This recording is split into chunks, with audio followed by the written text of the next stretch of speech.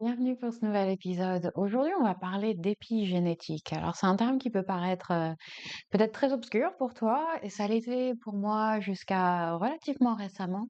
J'ai vraiment envie de t'en parler parce que ça bouscule complètement une idée reçue qu'on a au sujet de nos gènes. On a cette impression que tout ce qui relève de nos gènes, c'est notre destin finalement. On a été codé d'une certaine manière et ça veut dire que c'est comme ça qu'on vivra notre vie.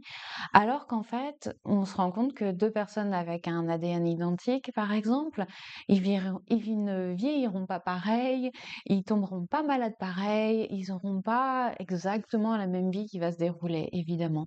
Et pourquoi c'est le cas? Parce que notre environnement et ce qu'on décide de faire de nos vies, ça influe sur l'expression de nos gènes. Et ça, c'est exactement tout le travail de recherche de l'épigénétique.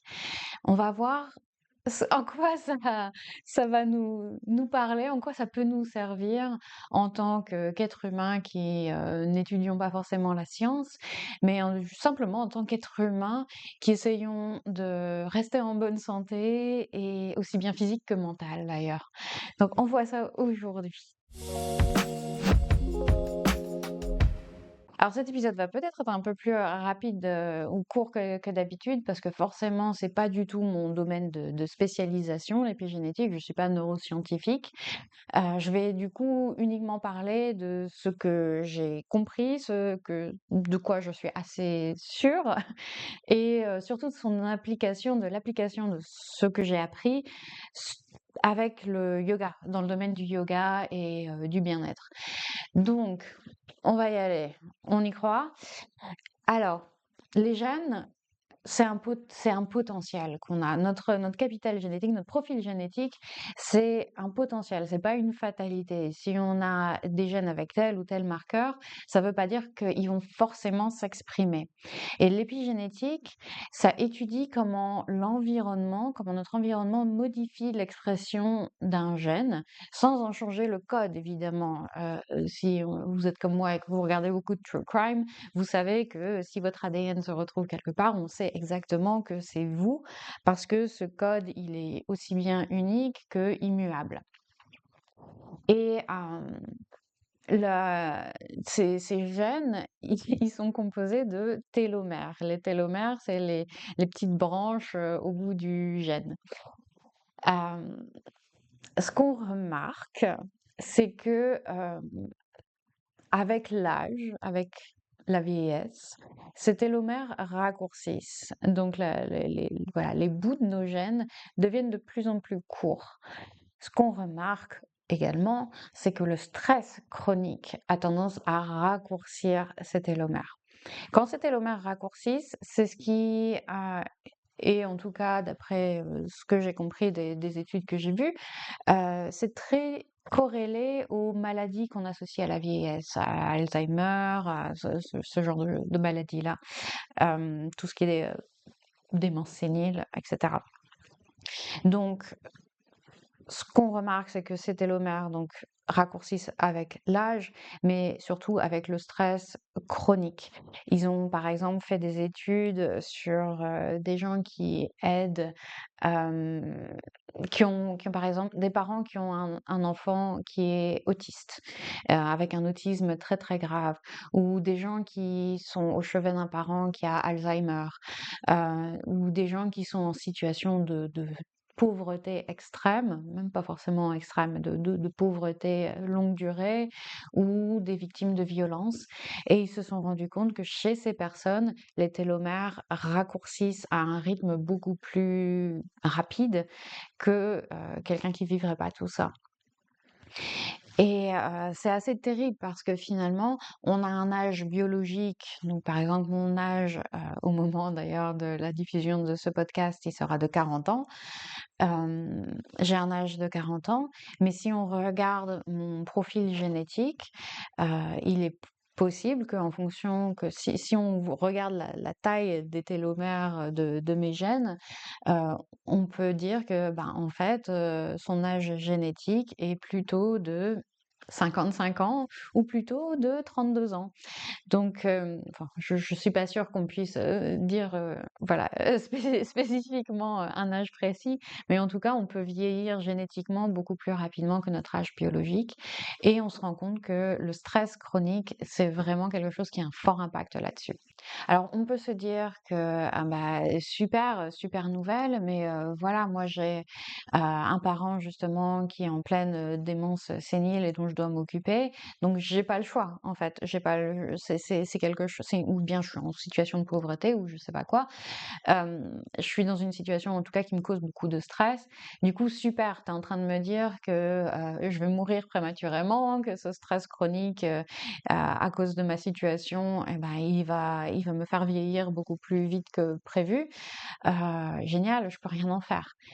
Alors si on peut en faire quand même quelque chose et c'est important de et voilà, j'ai pas envie d'ajouter à votre charge, c'est pas du tout l'idée, mais c'est plus de vous dire qu'il y a des moyens d'action quand même possibles et que c'est pas une fatalité.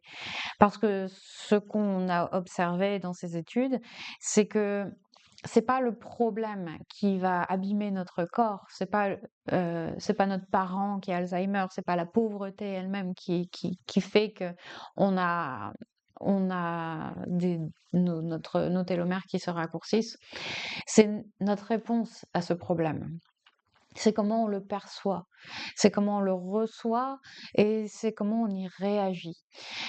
Et ça, c'est quelque chose sur lequel on peut travailler.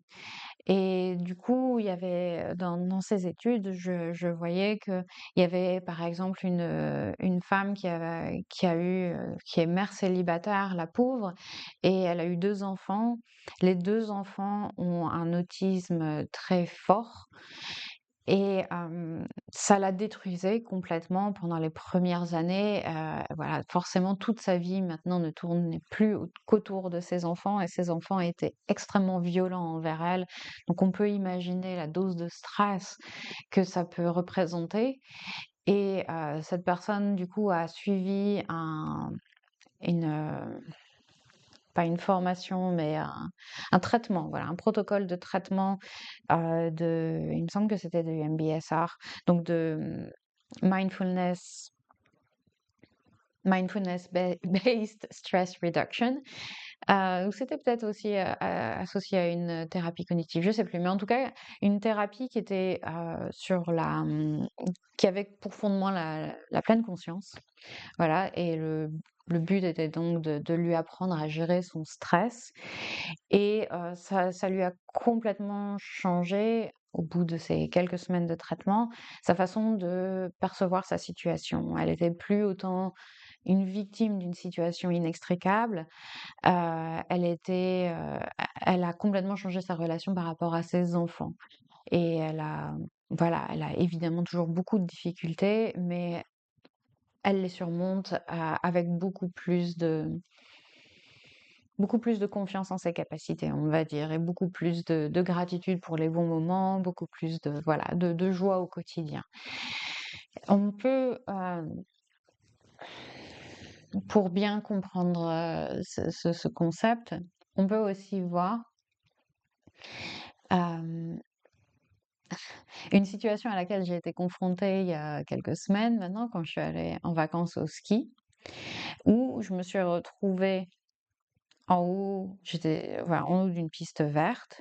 Il y avait une pente, voilà, la piste verte commençait par la pente la plus pentue de toute la piste, mais voilà, la descente du télésiège menait directement sur une pente qui était un peu forte pour moi.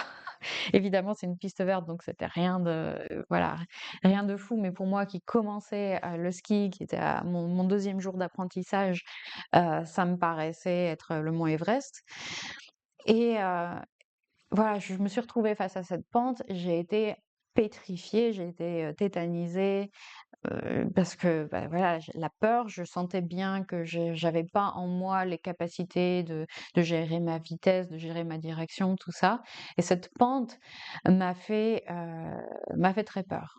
Si, j'avais été quelqu'un qui fait du ski depuis ma plus tendre enfance ou même depuis plusieurs semaines ou plusieurs années, cette même pente, je l'aurais pas perçue du tout de la même manière. J'aurais été potentiellement exaltée ou même peut-être je me serais dit, bah, c'est juste une pente, voilà, rien de, rien de fou, je vais juste faire flou flou et puis ce sera fini, quoi.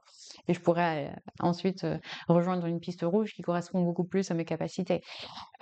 Donc, le même problème, la même situation, en fonction de notre perception, en fonction de notre confiance en nous, en nos capacités, hem, les effets qui vont être physiologiques vont être complètement différents. Et ce stress que moi j'ai ressenti devant cette pente, imaginons que je le ressente jour après jour après jour après jour, il va avoir un effet ensuite sur mes télomères, voilà, sur, mon vieillissement génétique.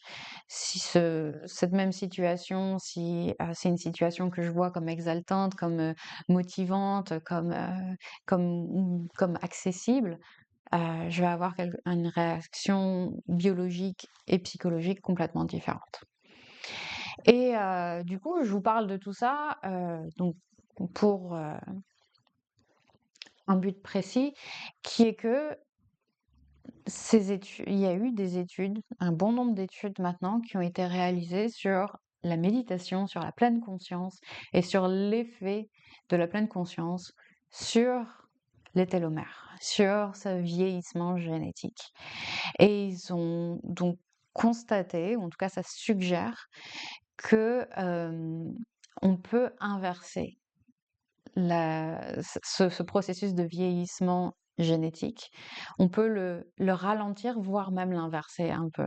C'est-à-dire qu'ils ont fait une étude, il me semble que c'était 8 semaines de méditation, une retraite de 8 semaines de méditation de pleine conscience, et ils ont mesuré la longueur des télomères des participants au début de l'étude, à la fin des 8 semaines de retraite, et ils ont constaté que les télomères s'étaient allongés. C'est incroyable. Enfin, je trouve ça incroyable en fait que juste des exercices de méditation de pleine conscience, juste être assis et méditer. Et on sait maintenant, c'est très bien documenté l'effet de la méditation sur le cerveau, mais de penser que ça va jusqu'à influer la longueur des télomères de nos gènes, je trouve ça hallucinant. Et voilà, et du coup, ça m'a personnellement en tout cas vraiment motivée à reprendre une plus grande pratique de la méditation plus régulière parce que je fais beaucoup de yoga, mais c'est rare que je m'assoive en méditation vraiment pure pendant très longtemps. Et là, bah, du coup, depuis que j'ai vu ça, et ça fait pas mal de semaines, et j'en fais tous les jours maintenant parce que ce rajeunissement génétique me parle beaucoup, surtout, voilà, à l'aube de mes 40 ans. Je me dis, ce sera pas du luxe, ce sera pas du luxe. Et puis, bah, même sans parler du rajeunissement, génétique que je ressens pas, forcément au jour le jour. La méditation de pleine conscience a un effet sur le bien-être en général et sur le calme et la sérénité, qui est tellement précieux. Donc, je suis très contente d'avoir lu cette étude, voilà, de m'être penchée un petit peu sur le sujet, d'avoir appris tout ça, et d'avoir, vu en ça une motivation à reprendre la pleine conscience, et j'avais envie de du coup, vous transmettre potentiellement un peu de cette motivation pour, vous dire que, voilà, vous pouvez rajeunir génétiquement simplement en pratiquant un peu plus de pleine conscience dans votre quotidien. Et est-ce que c'est pas merveilleux ça? Est-ce que c'est pas génial? Donc on peut pas supprimer le stress de nos vies, évidemment. On peut pas supprimer le stress de nos vies, mais on peut supprimer la façon dont on peut supprimer, non, on peut changer la façon dont on y répond, notre rapport à ce stress. Et ça peut passer par le yoga, la pleine conscience en général, la méditation. Et si la méditation, pure, le fait d'être assis pendant 30 minutes, vous vous dites: C'est pas possible, j'y arriverai pas», commencez pas par là. Comme je disais dans un épisode précédent où je parlais plus du sommeil et du fait que le cerveau nous réveillait à 6 heures du matin parce qu'on lui donnait pas assez d'espace pour cogiter en journée. Je vous disais bien, ne commencez pas avec 30 minutes de méditation si c'est quelque chose qui vous paraît, insurmontable. On peut commencer avec des séances plus courtes. J'en ai partagé déjà plusieurs, dont une d'ailleurs cette semaine, une pratique de pleine conscience que je vous invite à essayer. Voilà, un guidage, ancré dans les sensations, dans la respiration, quelque chose de simple et d'accessible. N'hésitez pas à aller voir cette séance-là que j'ai partagée. Et et puis juste intégrer de la pleine conscience au quotidien aussi, des petites pauses de pleine conscience, comme je disais encore dans cet épisode précédent, de cuisiner sans musique, de passer un temps avec votre petit chat ou votre enfant et d'être complètement focus sur ce que vous faites, de pas être en train de réfléchir à ce que vous devez faire après, à ce que vous avez fait avant, etc. Mais de juste s'entraîner à être davantage dans le moment présent, à vivre notre vie dans le moment présent. C'est de la pleine conscience et c'est quelque chose qui va avoir un impact positif sur votre stress, sur vos télomères, du coup, sur votre rajeunissement génétique. Donc, voilà, il y a plein de possibilités de pratiquer la pleine conscience. On en a déjà parlé dans les épisodes précédents, mais voilà, si vous voulez tester en position de méditation, quelques minutes, accessible, il y a la séance de la semaine. Et puis voilà, le yoga thérapeutique de manière générale, c'est aussi un outil, une option, non, un outil de santé fondamental. Et voilà, faut prendre soin de soi, il faut prendre soin de ses télomères. C'est la leçon de la semaine. Si tu as besoin d'un soutien plus personnalisé, n'hésite pas à me contacter en message privé, en commentaire ou via mon site internet. Il y a un formulaire de contact pour m'envoyer un petit message. En tout cas, moi, je te retrouve la semaine prochaine pour de nouvelles aventures. Prends bien soin de toi, prends bien soin de tes télomères et à très bientôt. Ciao!